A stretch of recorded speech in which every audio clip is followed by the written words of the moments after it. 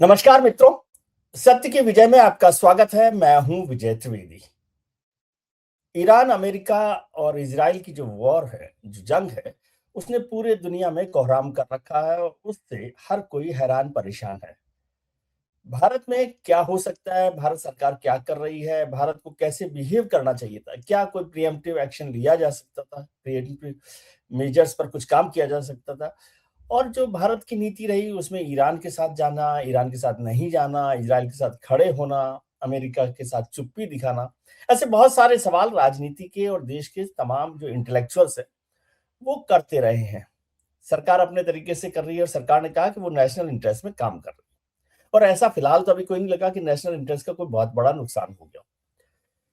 तो भारत को क्या करना चाहिए? भारत के हित में क्या है? क्या भारत ने जो किया वो ठीक है? इस सब पर चर्चा करेंगे हमारे मित्र, मेरे बड़े भाई के सुरेश साहब से, जो आईएससी इंटरनेशनल जो सेंटर है आईएससी का, उसके डायरेक्टर भी हैं, विद्वान हैं, वाइस चांसलर रह चुके हैं, पत्रकारिता में लंबी पारी रही है उनकी और साफ-साफ बात करने के लिए जाने जाते हैं। बल्कि ये मैं कहूँ कि साफ-साफ की बजाय अपने तरीके से ठीक बातों को ठीक तरीके से रखने के लिए जाने जाते हैं। डॉक्टर साहब, बहुत-बहुत नमस्कार, प्रणाम। मीडिया गुरु तो कर आप हैं और बहुत सारे जो चेले आज मीडिया में काम कर रहे हैं, उनके गुरु वैसे भी हैं आप। तो क्या हो रहा है? तो बहुत सारे उनके उनके वो जो अच्छा बुरा कर रहे हैं उसके लिए भी जिम्मेदार मैं ही उनकी हूँ। जिम्मेदारी आप पर है। जी, हमारे जी। एक मित्र ने कहा कि भई देखो, इंस्टीट्यूशन तो सब बच्चों को पढ़ाता है। एक प्रोफेसर साहब हमारे कह रहे थे, वो तो 50 बच्चों को पढ़ाते हैं। अब 50 में से 5 अच्छे निकलते हैं, 15 ठीक निकलते हैं, 25 खराब निकलते हैं, तो वो सबकी जिम्मेदारी गुरुजी पर तो नहीं है। लेकिन अब हम उन्हीं को जिम्मेदार बना सकते हैं। जी। क्या हो रहा है? क्या भारत सरकार कुछ गड़बड़ कर रही है? भारत का जो रुख है वो आपको ठीक लग रहा है? जी बिल्कुल, अभी तक तो ठीक ही है। हुँ, आप हुँ। मैं नहीं कह रहा हूँ, शशि थरूर कह रहे हैं, जो यूनाइटेड नेशन के डिप्टी सेक्रेटरी जनरल रह चुके हैं, अंडर सेक्रेटरी जनरल रह चुके हैं। बहुत लंबे समय वो तक वहाँ स्वयं रहे हैं। कह रहे हैं। देखिए, आपको इस बात को याद रखना है विजय जी, कि इस देश का फॉरेन पॉलिसी में बहुत बड़ा बदलाव आया 2014 में। उन्होंने राष्ट्र सर्वोपरि बिकेम द, जिसे कहते हैं कि ध्येय वाक्य बन गया, राष्ट्र हित, इंडिया फर्स्ट। इंडिया फर्स्ट की पॉलिसी हो गई। पहले क्या होता था कि हम लोग एक आदर्शवादी दुनिया में रहते थे और कहीं ना कहीं उसका जो है हमको बहुत ही ज्यादा महंगा भी हमारे लिए पड़ा हो। जैसे 1962 में बहुत आदर्श स्थिति में पंडित नेहरू विश्वास रखते थे, हिंदी चीनी भाई भाई, और आखिर में भाई ने भाई को धोखा दे दिया। और इसी तरीके से प्रैग्मेटिक, हमारे राष्ट्र का हित क्या है, हम ये नहीं देखते थे कि भाई हमको दुनिया में अपना एक, ये पूरे दुनिया का क्या ठेका हमने ले रखा है क्या। मतलब हम कभी कभी मुगालते में रह जाते हैं। विश्व के सबसे बड़े ताकतवर देश अगर आप देखेंगे तो विश्व के सबसे बड़े ताकतवर देश आपके यूएस है, रशिया है, चीन है। किसी ने पूरी दुनिया का ठेका नहीं ले रखा है, वो अपने अपने हितों की बात करते हैं, सब अपने इंटरेस्ट की बात कर है रहे ना? सब अपने इंटरेस्ट की बात करते हैं। सिर्फ हम एक मुगालते में रहते हैं कि नहीं, हम नेतृत्व प्रदान करेंगे गुटनिरपेक्ष देशों के, हम कॉमनवेल्थ देशों के, उसमें हम नेतृत्व देंगे, हम इसमें नेतृत्व देंगे। तो जितने ऐसे कॉजेस जिससे हमारा कुछ लेना देना नहीं है, उन सब में हम पढ़ते थे। लेकिन आज वो जो डार्विनियन थियरी है, struggle for survival and survival of the fittest, ये उसका समय है। और इस समय में आपके देश के लिए क्या इंटरेस्ट है? अगर आपका, जब रशिया से तेल के बारे में जो है इतना विरोध होता था, हम रशिया से तेल लेते रहे। और जयशंकर जी का, विदेश मंत्री का वक्तव्य भी है, उन्होंने यूरोप में खुद जाके बताया कि भाई आपका जितना यूरोप में एक दिन खपत नहीं होता है ना, हैं। उससे कम जो है हमारे यहाँ तेल हम लाते हैं, लेकिन आपको हमसे तकलीफ है। ईरान से हम तेल लेते रहे, फिर उसकी मात्रा कम हुई, अभी फिर अनुमति मिली है। अभी हमारा प्रयास है कि स्ट्रेट ऑफ हॉर्मूज से हम जो है अपने तेल के जो भी जहाज है उसको लेकर बाहर निकले। हम किसी को नाराज नहीं कर सकते हैं। आप विश्व का एक स्थिति को हमें समझने की आवश्यकता है। हमें याद रखना है कि वो जो आपकी जो खाड़ी के देश है, उधर लाखों भारतीय प्रवासी बसे हुए हैं, उनकी सुरक्षा की भी जिम्मेदारी हमारी है। दूसरी तरफ ईरान के साथ ऐतिहासिक, सांस्कृतिक और भावनात्मक संबंध है हमारे। एक बहुत बड़ी शिया आबादी हमारे देश में है जो खमेनी साहब को अपना धर्म गुरु मानते हैं। तो हमें कहीं ना कहीं ये संतुलन बिठा के चलना होगा। कई विषयों में हम देखते हैं कि हमने जब फिलिस्तीन में भूकंप हुआ और बाकी घटनाएं घटी तो हमारे देश ने सबसे पहले वहां राहत पहुंचाई फिलिस्तीन में। आज भी फिलिस्तीन पर जो भारत का कंसिस्टेंट स्टैंड है उससे कोई परिवर्तन नहीं हुआ है, लेकिन हाँ, प्रैग्मेटिक चीज को देखते हुए इजराइल के साथ जो है रिश्ते, खासकर सामरिक रिश्तों को मजबूत किया गया है। इजराइल के साथ कई इस्लामिक मुल्क भी है जिनके रिश्ते हैं। मैं हाल ही में मैं खुद इजराइल गया था, ये जंग छिड़ने से पहले नहीं, मेरे आने के बाद नहीं छिड़ी है, कुछ समय के बाद। आपकी बात नहीं, आपने तो अब लोग आप पर सवाल खड़े करेंगे। तो कहने का ये मतलब है कि वहां मैंने देखा, वहां बहुत बड़ा एक तबका मुस्लिम आबादी है। मैं यरूशलेम में गया, वहां पुलिस वाले हैं, ड्राइवर्स हैं, आईडीएफ में सिपाही हैं, तो ऐसा नहीं है कि वहां मुस्लिम्स नहीं हैं। और तो ये देखना कि इजराइल के साथ दोस्ती का मतलब हम एंटी इस्लाम हैं, तो ये मैं समझता हूं कि इजराइल के साथ हमारे कई स्ट्रेटेजिक डिफेंस में, क्योंकि आप याद रखिए कि हम चौतरफा हमें घेर रखा है। एक तरफ पाकिस्तान है, एक तरफ चीन है, पड़ोसियों के भी कहीं ना कहीं साठ गांठ, किसी का चीन के साथ है, किसी के पाकिस्तान के साथ है, किसी के अमेरिका के साथ है। ऐसे में आज हमने देखा है कि चाहे वो आयरन डोम हो या ड्रोन्स हो, इजराइल के पास बहुत एडवांस मिलिट्री टेक्नोलॉजीज है। तो हमको वो सामरिक रिश्ता, स्ट्रेटेजिक रिलेशंस की हमें जरूरत है। लेकिन याद रखें कि ईरान के भी सिपाही, वो भी यहाँ हमारे जो जॉइंट एक्सरसाइजेस में पार्ट करते रहे। एक जहाज का तो जो हुआ यहाँ से निकल के जाने के बाद ही उसके साथ दुर्घटना घटी। तो यहाँ वो हमारे सबके साथ संबंध है। और मुझे लगता है कि भारत ने कभी भी, अगर ये नहीं कि मोदी जी के समय में हो रहा है, लोग इतिहास को भुला देते हैं। इजराइल को सबसे पहले मान्यता तो मोदी जी के आने के बाद तो नहीं मिली ना। विश्व का सबसे पहला देशों में हम हैं। 1948 में जब इजराइल की स्थापना होती है तो हम उसको जो है 1950 में नेहरू जी, 1950 में, सॉरी 1950 में जो है हमने उसको जो है मान्यता दी, नेहरू जी ने दी। तो हम कौन सी बात कर रहे हैं? क्या वो उन्होंने कहा कि बस फिलिस्तीन का मामला आजादी मिलने के बाद ही हम जो है रिलेशनशिप को भी मजबूत नरसिम्हा राव सरकार के बाद शुरुआत में हुआ। बिल्कुल बिल्कुल। तो ये संबंध रहे हैं। हाँ, आज के तारीख में थोड़ा सा उसकी विजिबिलिटी बढ़ गई है। और लेकिन अब कृषि के क्षेत्र में इजराइल का बहुत बड़ा काम है। ड्रिप इरिगेशन सिस्टम को लेकर किस तरीके से एक बंजर, उनके जो रेगिस्तानी इलाके हैं, उसको किस तरीके से उन्होंने ड्रिप इरिगेशन के माध्यम से जो है उसको सस्टेनेबल बनाया, मैं समझता हूं कि बहुत ही महत्वपूर्ण है।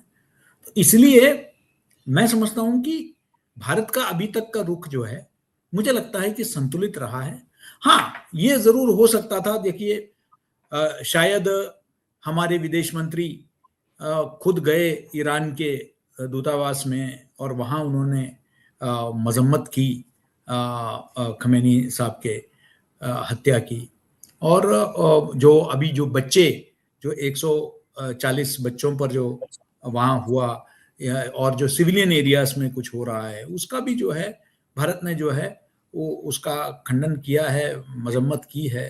तो मैं समझता हूँ कि लेकिन हाँ, हो सकता है कि थोड़ा पहले कर लेते, 2-4 दिन पहले। ये टाइमिंग पर आपका विवाद हो सकता है कि थोड़ा पहले कर सकते थे, हैं, लेकिन विदेश मंत्री खुद गए और ट्रिब्यूट देकर आए। और वहां से भी बहुत, देखिए भारत ही एक मुल्क है शायद विश्व में बहुत चुनिंदा मुल्कों में जहां खमेनी के मृत्यु का शोक इतने बड़े पैमाने पर मनाया गया। जी, वो पूरा ये कई तो शहरों में भी ये ईरान भी समझता है। तो ईरान जानता है कि एक बहुत बड़ा तबका हिंदुस्तान की आबादी जो है वो उनके समर्थन में है। जी, तो इसलिए तेल के मामले में भी ईरान भी पूरा हिंदुस्तान को पूरा मदद कर रहा है कि यहाँ के आवाम को किसी तरीके का तकलीफ ना हो, क्योंकि हमने उस तरह के संबंध बना के रखे हैं।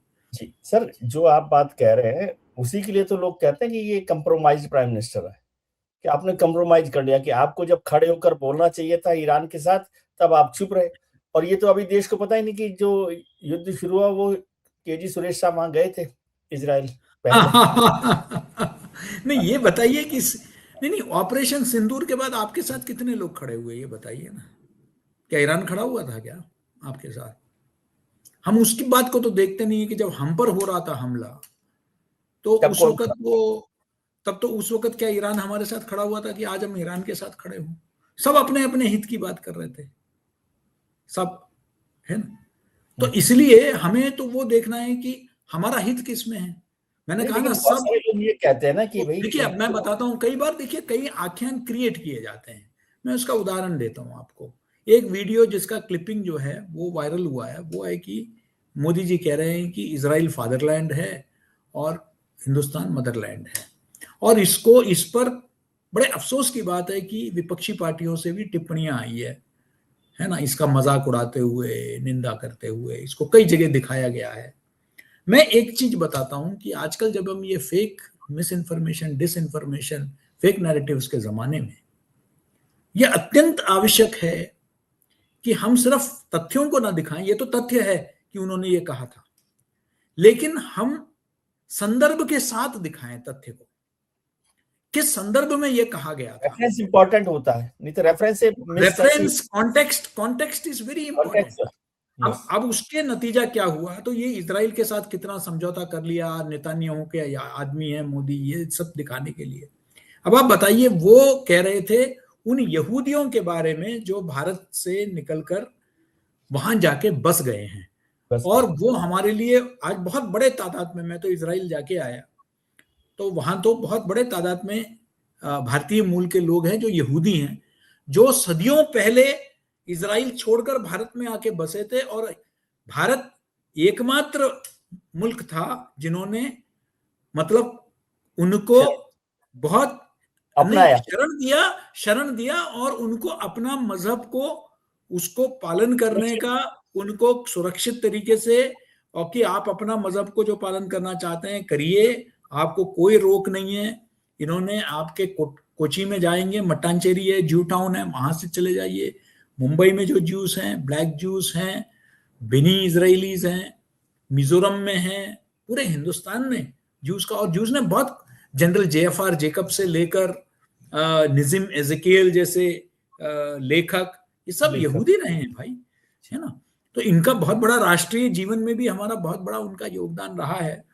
तो उन्होंने उनके संदर्भ में कहा कि उन लोगों के लिए Israel is their fatherland but and India is India is mother. Their motherland, है ना।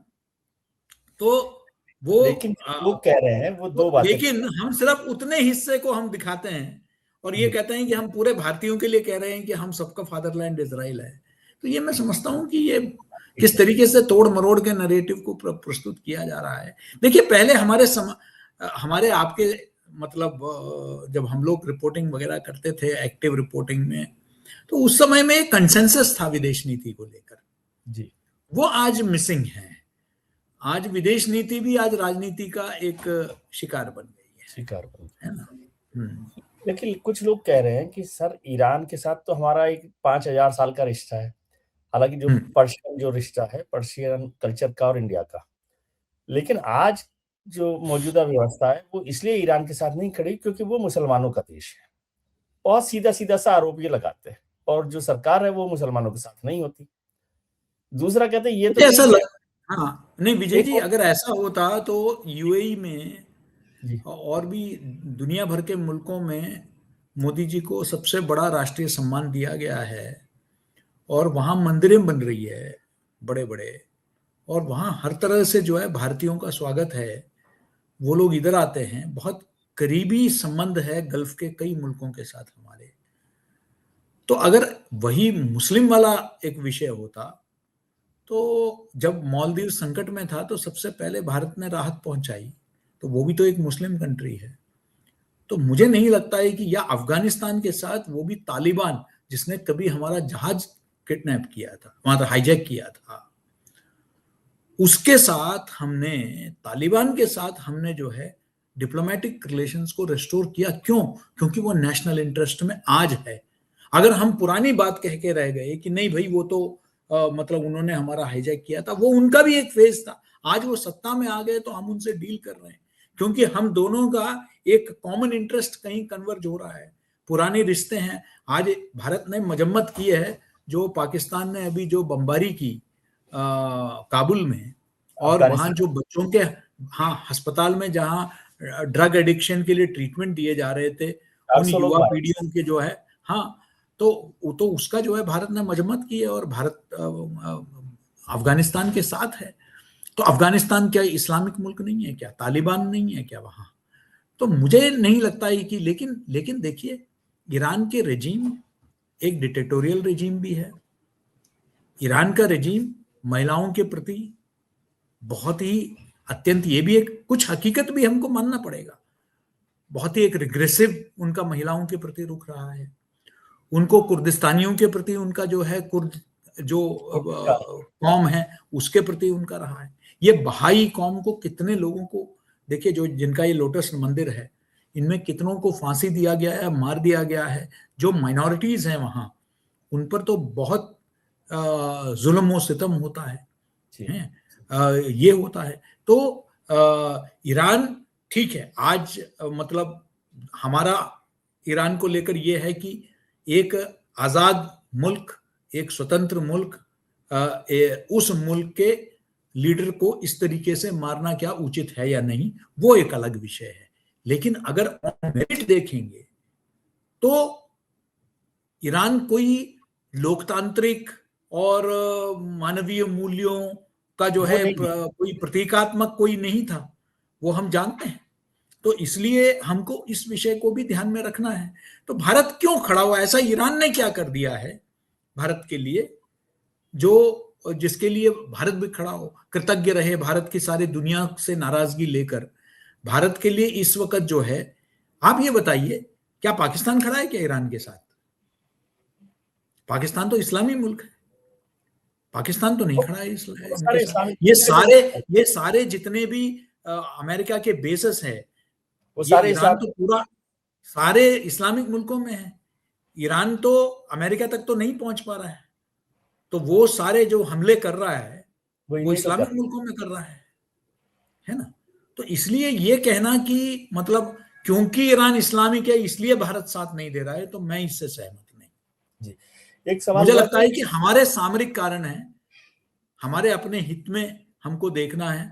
हमने ना कभी रूस को नाराज किया, हमने रूस और यूक्रेन के युद्ध में भी प्रधानमंत्री ने जो है कहा कि ये युद्ध कोई समाधान नहीं है, war is not a solution, ये प्रधानमंत्री का कहना था। उन्होंने पुतिन को भी बताया। हमने जेलेंस्की के भी साथ दिया। तो उस वक्त क्या हम कहेंगे कि क्या क्रिश्चियन के साथ दे रहे हैं या रशियन ऑर्थोडॉक्स का साथ दे रहे हैं, क्या साथ दे रहे हैं? तो भारत ने हमेशा ये संतुलन का रखा है, कभी किसी एक के साथ यूनिलैटरली जाके खड़ा नहीं हुआ है। एक इजराइल को लेकर ज्यादातर लोग, बहुत सारे सवाल हमारे विपक्ष में जो लोग बैठे हैं, मित्र लोग बैठे हैं, वो कह रहे हैं कि एक तो इजराइल क्या तो देश है, इतना छोटा सा देश है, हमारी स्ट्रेटेजिक पार्टनरशिप होगी वो ठीक है, लेकिन एक तो उसकी हैसियत दिल्ली से बड़ी तो है नहीं, या जितनी भी बड़ी आपने तो देखा उस शहर को। अब इजराइल, यूके कितनी बड़ी थी साहब, पूरे दुनिया पर राज कर रही थी। लेकिन वो इजराइल सिर्फ एक स्टेट नहीं है जी विजय जी, इजराइल एक स्टेट नहीं है। आज पूरे विश्व को डोमिनेट जो है ज्यूस कर रहे हैं, यहूदी कर रहे हैं, है ना। विश्व के सबसे बड़े कॉर्पोरेट्स यहूदियों के हाथ में है। विश्व के सबसे बड़े अंतरराष्ट्रीय संस्थाएं जो है वो यहूदी चला रहे हैं। तो जब आप इजराइल से डील कर रहे हैं, आप सिर्फ एक मुल्क से नहीं डील कर रहे हैं, एक ऐसे कौम से डील कर रहे हैं जो विश्व का शायद सबसे ताकतवर कौम है। इस बात को नहीं, हमको देखना इसमें पड़ेगा। सवाल ये हो रहा है कि भाई प्रधानमंत्री जी वहां गए, सबसे प्रभावी कौन, ताकतवर मैं हथियार की दृष्टि से नहीं प्रभावी कह रहा हूँ। क्या है, ठीक है, यदि प्रधानमंत्री जी वहां गए और उसके बाद उनके 48 घंटे में 24 घंटे में युद्ध शुरू हो गया, तो लोग कह रहे हैं या तो प्रधानमंत्री जी को जानकारी थी इसकी कि बेंजामिन साहब ने बताया होगा उनको कि हम युद्ध कर रहे हैं आप, और यदि जानकारी नहीं थी तो ये भी हैरान करने वाली बात है कि ऐसे लोगों से क्या दोस्ती करते जो आपको अपनी बात ही नहीं बताते। दोस्ती में सब कुछ थोड़ी बताया जाता है क्या? भारत ने जब एटॉमी प्रयोग किया उस वक्त तो कितने, जब अटल जी के समय पर पोखरण में हुआ था तो किसी को नहीं पता चला, अमेरिका के सैटेलाइट नहीं पकड़ पाए, ढूंढते रह गए वो। तो ऐसी चीजें गुप्त होती है, ये कोई किसी को बताता नहीं जी, है ना। एक इस कोई भी अपने दोस्त को बताता नहीं है। वो जॉब छोड़ने के बाद पूछते हैं कि कहाँ, बस देख रहे हैं अभी। देख उसके रहे बाद ज्वाइन करने के बाद ही जो है घोषणा होती है कि हाँ मैंने हैं। ज्वाइन कर लिया, कोई बताता नहीं है। एक सवाल जो सैम अंकल का है कि भाई सैम अंकल के साथ, ट्रम्प साहब के साथ हमारी बहुत दोस्ती रही, हमने बहुत साथ दिया, लेकिन न तो वो हमारे साथ खड़े हैं बल्कि वो रोजाना ह्यूमिलेट करते हैं हमें। तो भारत उस समय भी ताकत के साथ खड़ा नहीं है। फिर वही वो सवाल करते हैं कि वही कॉम्प्रोमाइज होने वाली बात है। जब वो कहते हैं रूस से तेल खरीदो तो खरीदते हैं, जब ईरान से कहते हैं तो खरीदते हैं, नहीं कहते हैं तो बंद कर देते हैं। फिर क्या है भारत की हैसियत? और वो कहते हैं कि भाई भारत तो एक मॉरल रिपब्लिक रहा है, उसकी जो ताकत है, नैतिक ताकत, वो बड़ी थी जिसको आपने खो दिया है। नहीं, ये मॉरल ताकत के बेसिस पर अगर खड़े होते तो इस वक्त हमारा पेट्रोल यहाँ कितना महंगा हो जाता, हमारा गैस कितना महंगा हो जाता, हमारे सारे सप्लाई बंद हो जाते। हमने क्योंकि राष्ट्रहित को सामने रखा है कि किसी भी कीमत में भारत के लोगों को, आप पड़ोसी मुल्क में देखिए, मैं आज से 10 दिन पहले शहबाज शरीफ का स्टेटमेंट पढ़ रहा था, मतलब वो टीवी में आकर वो घोषणा कर रहे थे, लगभग सामान्य जीवन ठप हो गया है वहां, और हम वैसे जी रहे हैं जैसे आराम की जिंदगी जी रहे हैं, कोई कमी नहीं है किसी चीज में। गैस चल रही है, पाइपलाइन चल रहे हैं, ट्रकें चल रहे हैं, बसें चल रहे हैं, ट्रेन फ्लाइट सब कुछ चल रहा है। वो इसलिए चल रहा है क्योंकि हमने इस तरीके का विदेश और आर्थिक नीति को बना रखा है जिसमें हमारे सप्लाई लाइंस जो है जारी रहेंगे। रूस से आएगा तो रूस से, ईरान से आएगा तो ईरान से, और कहीं से आएगा तो और कहीं से। किसी भी कीमत में भारत में लोगों को किसी प्रकार की दिक्कत नहीं होना चाहिए। दुनिया भर में दिक्कत हो रही है, हमारे यहाँ नहीं हो रही है। अब लोगों को तकलीफ ये है कि सब ये सोच रहे थे कि यहाँ बहुत तकलीफ होगी, दुख होगा तो उसका हम भुनाएंगे, वो हो नहीं पा रहा है। सिर्फ इतने दिनों के बाद, 24 दिन के बाद प्रीमियम पेट्रोल पर 2 रुपए बढ़ाया है और कुछ नहीं हुआ है। कुछ जगह लोगों ने अपनी तरफ से बंद कर दी साहब, एहतियात के तौर पर बंद कर दी। हमने भी एक हॉट प्लेट लाके खरीद लिया अपने घर में। ये तो भारत के लोगों की है कि भाई आगे के लिए क्या करें अगर अचानक कुछ हो गया तो, है ना। कुछ लोग आजकल फुल टैंक पे ही चलाते हैं गाड़ी, है ना, कि हाँ, अचानक कुछ हो गया तो, कुछ हो है गया। ना, है ना। तो इसलिए ये तो, लेकिन कोई किसी तरीके से क्या हमारे जीवन को प्रभावित, साधारण जीवन को प्रभावित। मैं अभी भी चंडीगढ़ घूम के आया, मैं अभी शांति निकेतन होके आया। शांति निकेतन में दूर दराज के इलाकों में छोटे छोटे टपरी से मैं चाय पी के आया हूं, वहां तो चल रही है सब कुछ। तो ये कहना कि हाँ कुछ कुछ जगह बंद कर दिया एहतियात के तौर पर, कुछ बड़े किचन्स बंद कर दिए गए, कुछ इस तरीके से जो है आश्रम बहुत बंद कर असर दिए पड़ा है, उन्होंने, जैसे एक और भी वो मैं एहतियात। लेकिन सप्लाई में देखिए, इस बीच में कालाबाजारी करने वाले लोग भी हैं और भी लोग हैं। ये वो देश है जहां ऑक्सीजन की सप्लाई के लिए आपने देखा कि कितने लोगों ने उसमें कालाबाजारी की, दवाइयों में कालाबाजारी की। ये हमारे चरित्र में है तो अपन क्या कर सकते हैं, उसके लिए सरकार थोड़ी जिम्मेदार हो सकता है। तो मैं समझता हूं कि अभी हमें ये देखना चाहिए कि हमारे लिए क्या सहूलियत है। हमने बहुत बड़ा एक ये स्टेटमेंट ले लिया और अमेरिका ने मतलब इतना टैरिफ हमारे ऊपर लगाते ही हमारी हालत खराब हो गई साहब। हमारे एक्सपोर्टर्स त्राई त्राई करने लग गए हैं। तो कहां से करेंगे? कहने वाली बात है, हम उधर के जगह इधर बेचेंगे, इधर के जगह उधर बेचेंगे। टैरिफ का, अमेरिकन टैरिफ से पूरी दुनिया डरती है, दुनिया डरती ये है। रियलिटी है। देखिए वो बड़ा ताकत है, इसको मानना पड़ेगा ना। हम ये नहीं कह रहे कि हम डर गए या वो नहीं, हम प्रैक्टिकल है। हमको अभी, हम सबसे ताकतवर अभी अभी हम विकसित भारत 2047 में बनेंगे, अभी 2026 है, 21 26 साल साल है। बाद बात करते हैं। लेकिन अभी अभी हाँ। एक मित्र का फोन आया आपसे बात करने से पहले ही, हम उनसे पूछ ही रहे थे कि क्या हो रहा है। अभी तो गैस के दाम, तेल के दाम बढ़े नहीं है, पेट्रोल और ये सब, बास्केट की बात हो रही है कि क्रूड बास्केट जो है महंगी हो रही है। तो उनका, अरे आप चिंता मत करिए, ये सरकार जो अभी इलेक्शन चल रहे हैं ना, इलेक्शन खत्म होंगे 4 मई को मुझसे पूछेगा कि तेल के दाम कितने बढ़े। तो केवल चुनावों को ध्यान में रखते हुए सरकार उसको अभी खींच रही है। देखिए, अब कहने वाले तो बहुत कुछ कहते रहते हैं, मैं इसके बारे में तो मैं नहीं कहूंगा, लेकिन अभी तक इसको टिके रहना, देखिए अब जैसे अगर ये जंग आगे बढ़ेगी, हैं, वो तो चुनाव तो मई में खत्म होगा, अभी तो अप्रैल पूरा पड़ा हुआ है। जी अगर जंग बढ़ेगी तो कहीं ना कहीं तो मजबूरन हमको नहीं, कदम तो उठाने ही पड़ेंगे ना। हमारे स्टॉक्स 90 दिनों का है, 180 दिनों का है, उसके आगे कहाँ खींचेंगे? हमारे पास तो है नहीं ना प्राकृतिक संसाधन, हमको कुछ तो करना ही पड़ेगा। तो इसलिए मैं समझता हूं कि वो तो कुछ दिन बाद होगा, और सरकार भी जो है उसी हिसाब से कदम उठाएगी जैसे जैसे तो आपको आवश्यकता लग रहा है कि पड़ेगी। अभी जो भारत का स्टैंड है ओवरऑल अब जो देखिए, पहला कैप तो उठा लिया है, एयर प्रेजेंट फेयर पे सीजन कैप कैप नहीं नहीं, एयर फेयर पे तो कैप हटा दिया है। कैप हटा दिया, हाँ। अब तो उन पर छूट दे दिया है। तो अगर चुनाव से ये होता तो उन पर भी रोके रखते कि जो एविएशन टरबाइन फ्यूल है, एटीएफ पर भी कंट्रोल करके रखो, नहीं, वो तो ये भी उसमें तो तो हो क्या सकता था। प्रोफेसर साहब जैसे बड़े लोग ही जाते हैं ना, विजय त्रिवेदी जैसे अरे गरीब साहब, आदमी अब तो तो जाते नहीं। साधारण ये सब, अब देखिए लोग हवाई चप्पल पहनने वाले भी हवाई जहाज से जा रहे हैं, हिंदुस्तान बदल गया है।